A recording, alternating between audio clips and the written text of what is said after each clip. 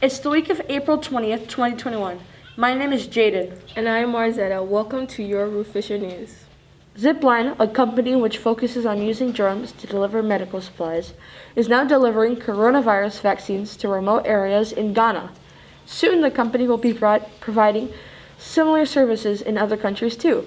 Drones are small aircraft that can be controlled from the ground. They're especially useful in countries like Ghana, where many people live far away from larger cities, and there aren't many choices for speedy transportation. Drones can be the best way to quickly get important medical supplies where they're needed. Zipline first began delivering medical supplies with drones in Rwanda in 2016. The company's work in Ghana began in 2019. This story comes from Las Vegas, and it may soon impact us here in Arizona. We are currently experiencing one of the worst droughts in record history here in the southwest United States. Las Vegas wants to become a model for restraint and conservation with the first in the nation policy banning grass that nobody walks on. Las Vegas area water officials have spent 2 decades trying to get people to replace thirsty greenery with desert plants, and now they're asking the Nevada government to outlaw roughly 40% of the turf that's left.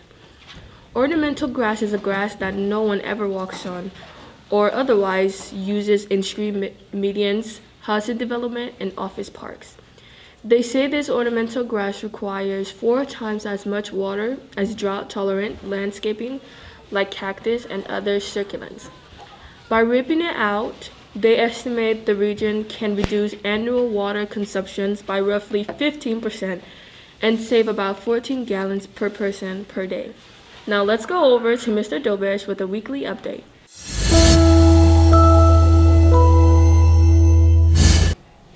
Good morning, Ruth Fisher Colts. We are in April already, and we're coming up to May. So again, with April means AZM2 testing, or the old AZ Merit test is now AZM2. It's state testing. So coming up this week, we have the final 2 assessments. We have a test on Wednesday the 21st and Thursday the 22nd. So you'll be doing some reading and math assessments on those 2 days. So for in-person kids, obviously it's going to be Wednesday the 21st, Thursday the 22nd.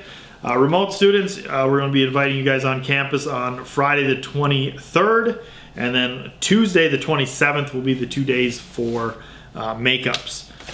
So again, very important. Get a good night's rest tonight, because it's probably Tuesday when you're watching this. Got testing tomorrow. So get some rest, eat breakfast, and just simply be ready to do your best on it.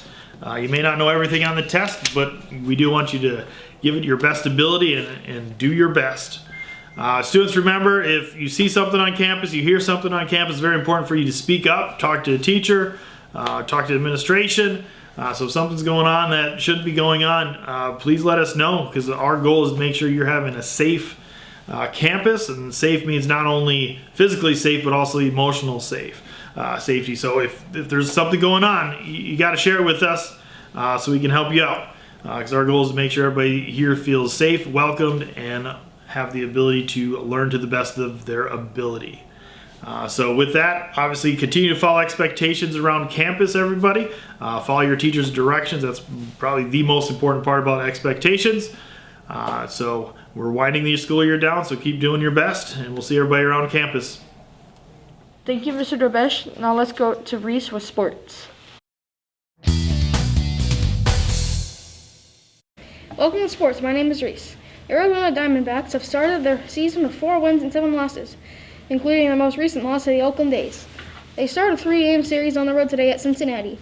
The Coyotes have dropped back down out of the playoff race with the recent string of tough losses due to Vegas and Colorado. With both of their top 2 goalies still injured, the team is really going to need to pick up their scoring if they want to have a chance at the playoffs.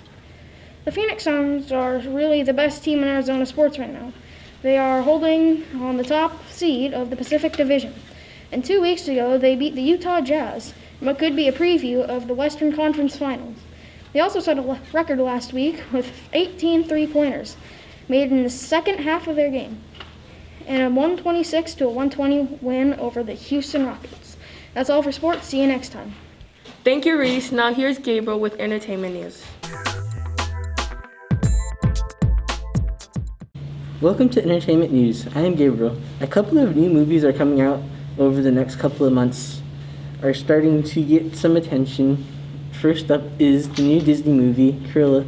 It is a prequel to the 101 Dalmatians movie and stars Emma Stone as a young Cruella de Vil.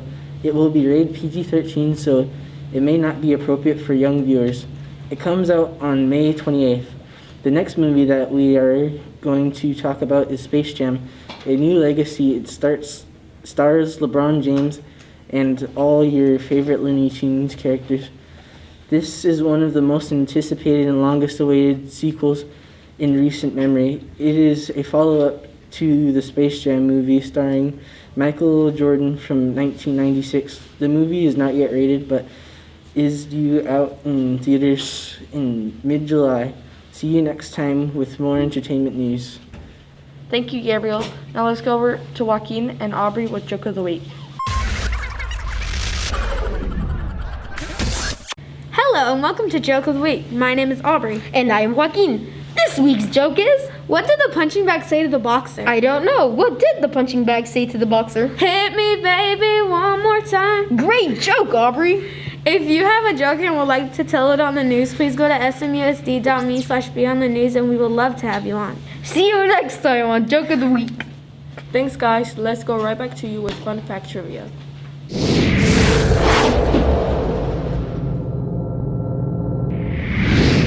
Welcome to Fun Fact Trivia. My name is Joaquin. And I am Aubrey. April 20th is National Cheddar Fries Day. It is celebrated this day because it was chosen by the restaurant that invented them over 40 years ago.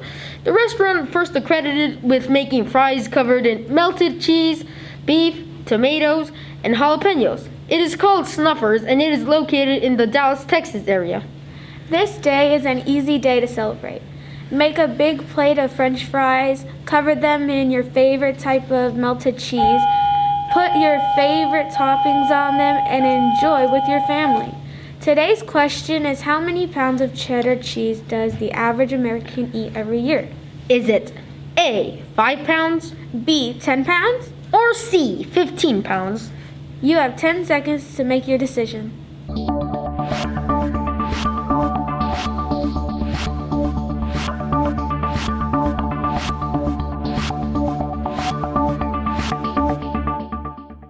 If you said B, 10 pounds, you are correct.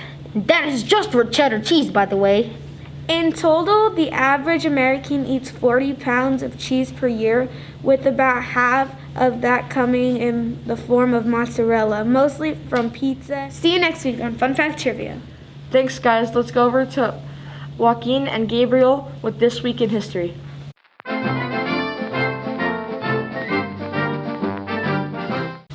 Welcome to This Week in History. My name is Gabriel. And my name is Joaquin. On this day, on April 20th, 1841, Edgar Allan Poe's story, The Murders in Rue Morgue, first appeared in a magazine. The tale is generally considered to be the first detective story. The story describes the extraordinary brain power used by the main detective to solve a series of murders in Paris, like the later Sherlock Holmes stories. The tale is narrated by the detective's roommate. This story gave way to a very popular type of writing, detective novels. The greatest fictional detective, Sherlock Holmes, first appeared in 1887 in Sir Arthur Conan Doyle's novel, A Study in Scarlet. The cozy English mystery novel became popularized with Agatha Christie and Miss Marple series in 1920s, when other detectives like Lord Peter Wimsey and Ellery Queen was also becoming popular. That is all for This Week in History. Thanks, guys. Let's go over to Joaquin with Science Time. Welcome to Science Time. My name is Joaquin. Some 100,000 years ago, an extended family of 36 Neanderthals walked along a beach, with the kids jumping and frolicking in the sand. Scientists report, after analyzing the beachgoers' fossilized footprints in what is now southern Spain, we have found some areas where several small footprints appeared grouped in a chaotic arrangement, said Eduardo Mayorol, a paleontologist at the University of Huelva.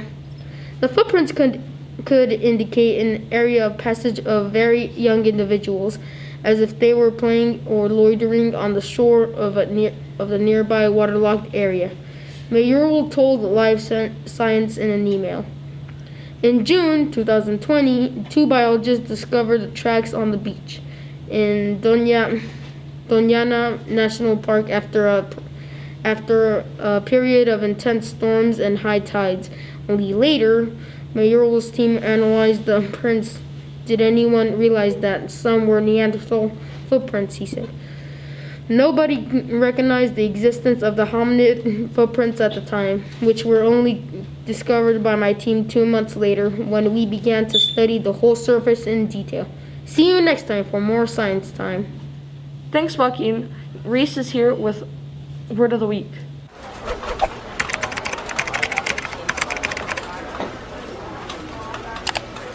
Welcome to the Word of the Week. My name is Reese. This week's word is specify. Specify is a verb that means to identify clearly and definitely. Here's how you can use it in a sentence. When I went to the doctor, I had to specify where the pain in my leg was. That's all for Word of the Week. See you next time. Thank you, Reese. This is all for this episode of Ruth Fisher News. See you next week. Go Colts!